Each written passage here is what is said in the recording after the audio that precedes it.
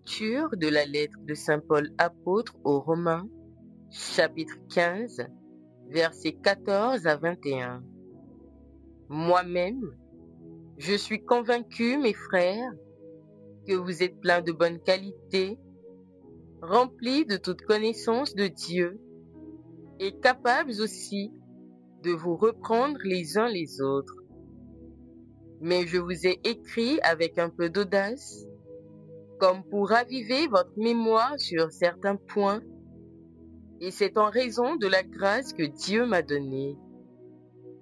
Cette grâce, c'est d'être ministre du Christ Jésus pour les nations, avec la fonction sacrée d'annoncer l'évangile de Dieu, afin que l'offrande des nations soit acceptée par Dieu, sanctifiée dans l'Esprit Saint. Je mets donc ma fierté dans le Christ Jésus pour ce qui est du service de Dieu.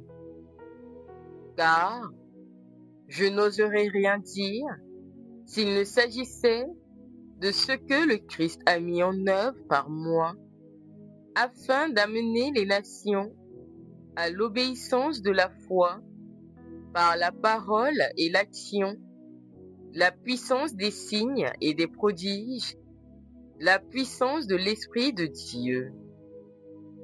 Ainsi, depuis Jérusalem, en rayonnant jusqu'à la Dalmatie, j'ai mené à bien l'annonce de l'évangile du Christ. Je l'ai fait en mettant mon honneur à n'évangéliser que là où le nom du Christ n'avait pas encore été prononcé, car je ne voulais pas bâtir sur les fondations posées par un autre, mais j'ai agi selon qu'il est écrit. Ceux à qui on ne l'avait pas annoncé verront. Ceux qui n'en avaient pas entendu parler comprendront. Parole du Seigneur. Psaume 97. Le Seigneur a fait connaître son salut parmi toutes les nations. Chantez au Seigneur un chant nouveau, car il a fait des merveilles. Par son bras très saint, par sa main puissante, il s'est assuré la victoire. Le Seigneur a fait connaître sa victoire et révélé sa justice aux nations. Il s'est rappelé sa fidélité, son amour en faveur de la maison d'Israël. La terre tout entière a vu la victoire de notre Dieu. Acclamez le Seigneur, terre entière, sonnez, chantez, jouez.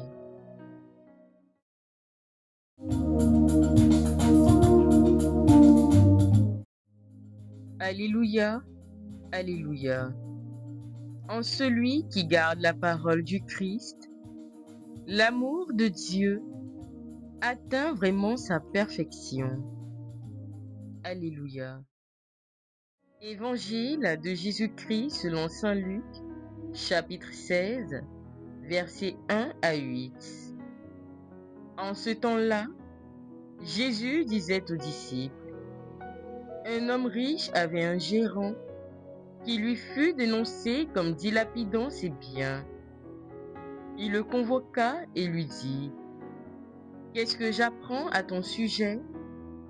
Rends-moi les comptes de ta gestion, car tu ne peux plus être mon gérant. » Le gérant se dit en lui-même, « Que vais-je faire, puisque mon maître me retire la gestion? Travailler la terre, je n'en ai pas la force. Mendier, j'aurai honte. Je sais ce que je vais faire pour qu'une fois renvoyé de ma gérance, des gens m'accueillent chez eux. » Il fit alors venir, un par un, ceux qui avaient des dettes envers son maître. Il demanda au premier, « Combien dois-tu à mon maître? » Il répondit, « 100 barils d'huile. » Le gérant lui dit, « Voici ton reçu. Vite, assieds-toi et écrit 50.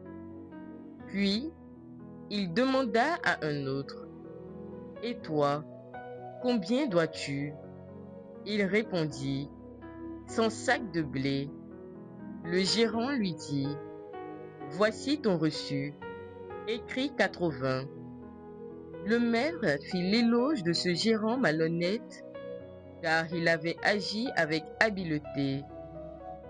En effet, les fils de ce monde sont plus habiles entre eux que les fils de la lumière.